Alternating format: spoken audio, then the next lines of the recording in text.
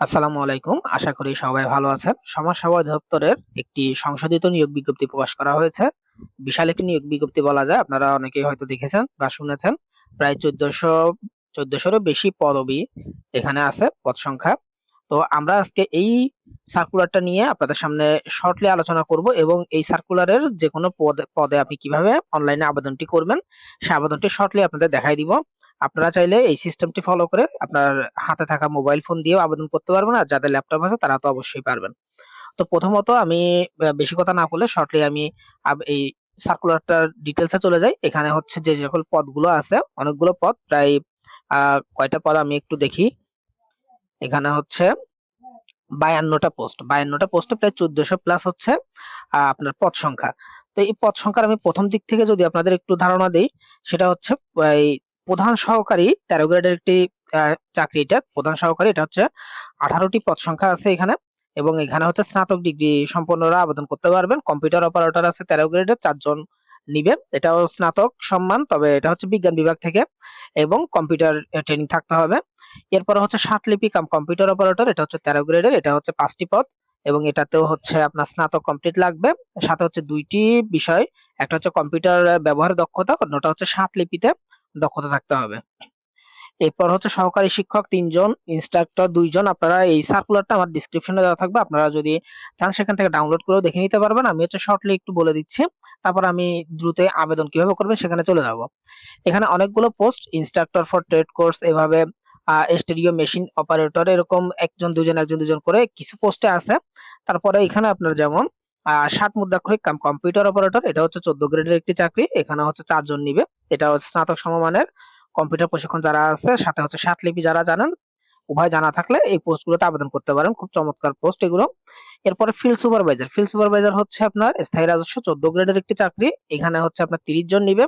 এটা হচ্ছে স্নাতক ডিগ্রি এবং কম্পিউটার পরিচালনায় প্রশিক্ষণ প্রাপ্ত হইতে হবে অবশ্যই, এবং এখানে দেওয়া আছে বিভাগীয় প্রার্থীরা যারা অলরেডি সমাজসেবাতে নিম্ন গ্রেডে চাকরি করে তাদের জন্য ৩৫ বছর সর্বোচ্চ, এবং গ্রাজুয়েট টিচার আছে ১৪ জন যারা হচ্ছে শিক্ষকতা করতে আগ্রহী। এটাও ১৪ গ্রেডের একটি চাকরি, খুব ভালো মানের স্থায়ী রাজস্ব চাকরি, স্নাতক ডিগ্রি। তবে এখানে হচ্ছে দেওয়া আছে যারা বিএড যদি করে থাকেন কেউ, তাদের জন্য এটা অগ্রাধিকার পাবেন। এরপরে প্রজেকশনিস্ট, ট্রেড ইনস্ট্রাক্টর, এরকম আরো ১৪ গ্রেডের বেশ কয়েকটি চাকরি আছে। তারপরে আছে আপনার কেয়ারটেকার হচ্ছে ১৫ গ্রেডের। এরপরে হচ্ছে আপনার ১৬ গ্রেডের চাকরিতে, যেটা সবচেয়ে পপুলার একটি চাকরি, অফিস সহকারী কাম কম্পিউটার মুদ্রাক্ষরিক। এখানে ৭৬ জন স্থায়ী রাজস্ব এবং ৭৬ জন অস্থায়ী রাজস্ব। এটা কিন্তু খুব পপুলার একটি চাকরি, এবং আপনার অফিস সহকারীতে চাকরি নেওয়ার জন্য অনেকেই অপেক্ষা করেন বিভিন্ন অফিসের। তো সমাজসেবায়ও চমৎকার একটি চাকরি হচ্ছে অফিস সহকারী কাম কম্পিউটার মুদ্রাক্ষরিক। আরেকটি যেটা আছে সমাজকর্মী, আমি সেটাও আপনাদের দেখাচ্ছি। এখানে হচ্ছে আপনার উচ্চ মাধ্যমিক সার্টিফিকেট, কম্পিউটারের সার্টিফিকেট থাকলে আপনি আবেদন করতে পারবেন। সাথে হচ্ছে পাশাপাশি অফিস সহকারীর পাশাপাশি ডাটা এন্ট্রি অপারেটর, এখানে আছে ৩৫ জন। কম্পিউটার রিলেটেড এখানে দেখেন প্রথমে ৭৬ জন অফিস সহকারী স্থায়ী রাজস্ব, ৭৬ জন হচ্ছে অস্থায়ী রাজস্ব এবং ৩৫ জন হচ্ছে অস্থায়ী রাজস্ব ডাটা এন্ট্রি অপারেটর। এরপর যারা হচ্ছে আপনার স্নাতক, স্নাতক না উচ্চ মাধ্যমিক পাস করছেন যারা বাণিজ্য বিভাগে, তাদের জন্য ৮টি পোস্ট আছে স্থায়ী রাজস্ব হিসাব সহকারী। আবার অস্থায়ী রাজস্ব আছে ১১টি, এটা হচ্ছে হিসাব সহকারী। এভাবে আরো কয়েকটি post, store keeper, telephone operator, bench সহকারী, এগুলো সবই কিন্তু আপনার ১৬ গ্রেডের চাকরি। নার্স, কম্পাউন্ডার হচ্ছে যারা মেডিকেল অ্যাসিস্ট্যান্টের কোর্স করছেন, সম্পূর্ণ ফুল ডিপ্লোমাও লাগবে না, যারা স্বীকৃত প্রতিষ্ঠান থেকে সার্টিফিকেট পাইছেন ৬ মাস ১ বছরে, তারাও আবেদন করতে পারবেন। কম্পাউন্ডার কিন্তু আপনার ৪৬টি পোস্ট আছে, যেটা স্থায়ী রাজস্ব। গাড়ি চালক, সহকারী প্রজেকশনিস্ট, ডার্করুম টেকনিশিয়ান, ওয়াশারম্যান, এরকম আরো বেশ কিছু পোস্ট আছে। তারপরে এই জায়গায় চমৎকার একটি পোস্ট, সেটা হচ্ছে সমাজকর্মী ইউনিয়ন, যেটাকে সমাজসেবা অধিদপ্তরের প্রাণ বলা হয়, সমাজকর্মী। এই পোস্টটিতে বিশাল নিয়োগ। এখানে হচ্ছে ৩১২ জন নিবে। এই ৩১২ জন, এটা হচ্ছে উচ্চ মাধ্যমিক সার্টিফিকেট পাস। এখানে কোনো কম্পিউটার প্রশিক্ষণের ডিটেইলস গুলো দেয় নাই, যদিও চাকরিতে আপনার কম্পিউটার জানাটা জরুরি, কেননা কার্যক্রম এখন সবগুলো অনলাইন। তো সমাজকর্মী ইউনিয়ন হচ্ছে ৩১২টি এবং পৌর হচ্ছে শুধুমাত্র ১২টি। এরপরে হচ্ছে বড় ভাইয়া এবং খালাম্মা, এই ২টা পোস্ট। এগুলো হচ্ছে আপনার সমাজসেবার যে বিভিন্ন শিশু পরিবার থাকে, আবাসিক শিশু পরিবারগুলোতে এই পোস্ট ২টার কাজ। যেগুলো শিশু পরিবার, ছেলেদের শিশু পরিবার, সেখানে হচ্ছে বড় ভাইয়া পোস্টটি দায়িত্ব পায়, এবং হচ্ছে মেয়েদের জন্য যেটা, সেখানে খালাম্মা। বড় ভাইয়াতে ২৫ জন, খালাম্মাতে ৩৩ জন। ঠিক পাশাপাশি আরো শিক্ষক, ট্রেড ইনস্ট্রাক্টর, এরকম আরো বেশ কিছু পোস্ট আছে, কেয়ারটেকার। এরপরে আরেকটি পোস্ট যেটা বড়সড় সেটা হচ্ছে আপনার কারিগরি প্রশিক্ষক উপজেলা। এখানে বিভিন্ন ট্রেড কোর্স দেওয়া আছে, কম্পিউটার, মোবাইল ডিভিডি, সেলাই উদ্বোধন, এরকম বৈদ্যুতিক কাজ, বাঁশবেত, মানে বিভিন্ন ধরনের প্রশিক্ষণ যারা নিয়েছেন বিভিন্ন প্রতিষ্ঠান থেকে, যেমন মৌমাছি চাষ হতে পারে, মৎস্য প্রশিক্ষণ হইতে পারে, আচার তৈরি, বাটিক বুটিক, এরকম সবকিছু মিলাই আপনার এখানে 157টা পোস্ট আছে। এটা হচ্ছে মাত্র এসএসসি পাশের সার্টিফিকেটের থাকলে আবেদন করতে পারতেছেন, সাথে হচ্ছে 6 মাসের একটি ট্রেড কোর্স সনদ থাকতে হবে। এরপরে আরো নিচে যদি আমরা চলে যাই, এখানে আরো অনেকগুলো পোস্ট আছে। আপনারা আমার কমেন্ট সেকশনে গিয়ে পিন কমেন্টে আপনি এই সার্কুলারটা পেয়ে যাবেন। এরপরে আরো আরেকটা গুরুত্বপূর্ণ পোস্ট যেটা অফিস সহায়ক, এখানেও হিউজ একটা পোস্ট, পদ সংখ্যা অনেক বেশি, 478 জন। এখানেও 478 জন নিবে, আপনারা চাইলে এই পোস্টটাতে আবেদন করতে পারেন। তো এইভাবে এখানে টোটালে সর্বশেষ বার্তাবাহক 21 জন, টোটালে 52টা পোস্ট আছে পদবি, এবং 52টা পদবিতে সর্বমোট 1400-এর উপরে আপনার মানুষ নিবে। তো এইভাবে এবার আমি চলে যাই যে আমাদের এই সার্কুলারটাতে আপনি কিভাবে আবেদন করবেন। আমি যেকোনো একটি সার্কুলারে আবেদন করে দেখাই। এখানে আমার এই পাশে হচ্ছে সার্ভারটা ওপেন করা আছে, এটা হচ্ছে dss.teletalk.com.bd। এইখানে এই সার্ভারে আসলে আপনারা আবেদন করতে পারবেন, আপনার মোবাইল দিয়ে হোক বা ল্যাপটপ দিয়ে হোক। এই সার্ভারে চলে আসবেন dss.teletalk.com.bd। এই সার্ভারে আসার পরে এখানে দুইটি অপশন, একটা হচ্ছে অ্যাডভার্টাইজমেন্ট আর একটা হচ্ছে অ্যাপ্লিকেশন ফর্ম। তো অ্যাপ্লিকেশন ফর্মে আপনাদের ক্লিক করতে হবে। অ্যাপ্লিকেশন ফর্মে ক্লিক করার পরে আপনারা একটা বিষয় মাথায় রাখতে হবে, 23 তারিখের মধ্যে আবেদনটা করতে হবে। বর্তমান রানিং সার্কুলার হচ্ছে 23 তারিখ পর্যন্ত সর্বশেষ ডেট। এর পরবর্তীতে হলে কিন্তু আবেদন করতে পারবেন না। যে যত দ্রুত পারেন আবেদনটি সাবমিট করে ফেলবেন। এখানে আসার পরে এবার হচ্ছে আপনার এই সার্কুলারে এখানে ক্লিক করে নেক্সটে চলে যাবেন।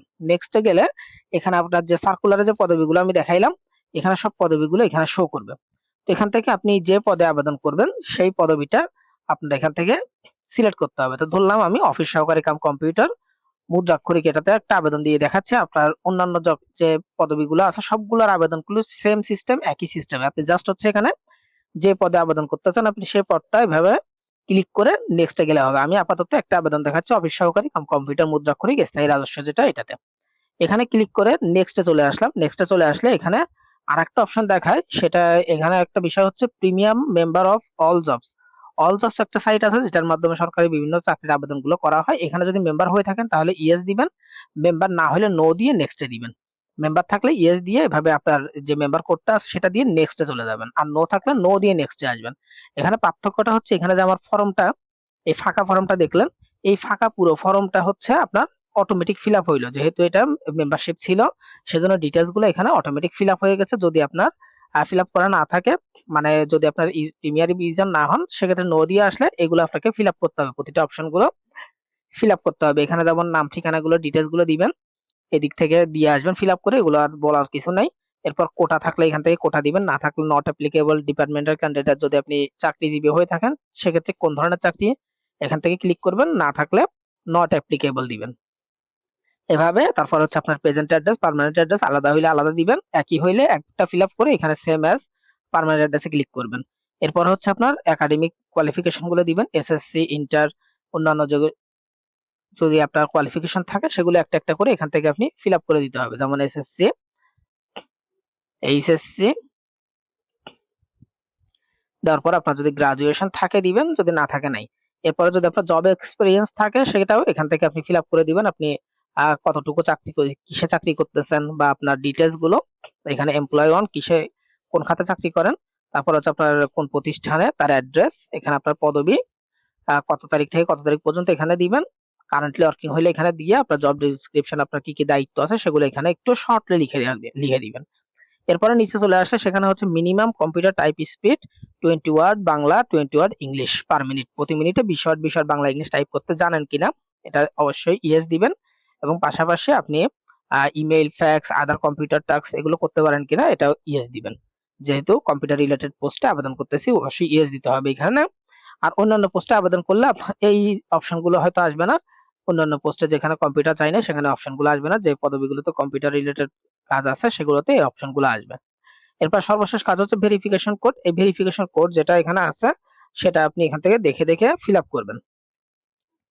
এটা ভুল হইলে আবেদন কিন্তু সাবমিট হবে না, ভুল হয়ে সাবমিট দিলে তাহলে কিন্তু আবার প্রথম থেকে করতে হবে আপনাকে কাজটা। এরপর এখান থেকে হচ্ছে এইটা টিক মার্ক দিয়ে আইডি ক্লিয়ারের এখানে টিক মার্ক দিয়ে আপনার সাবমিটে ক্লিক করবেন। নেক্সটে চলে আসলে আপনি যে আবেদনটি করছেন এখানে সেই আবেদনের যে ডিটেইলস গুলো ফিল আপ করছেন এখানে শো করবে এবং সর্বশেষে এসে এখানে হচ্ছে আপনার ছবি আর সিগনেচার। আমারটা প্রিমিয়ার ইউজার হিসেবে অটো চলে আসছে।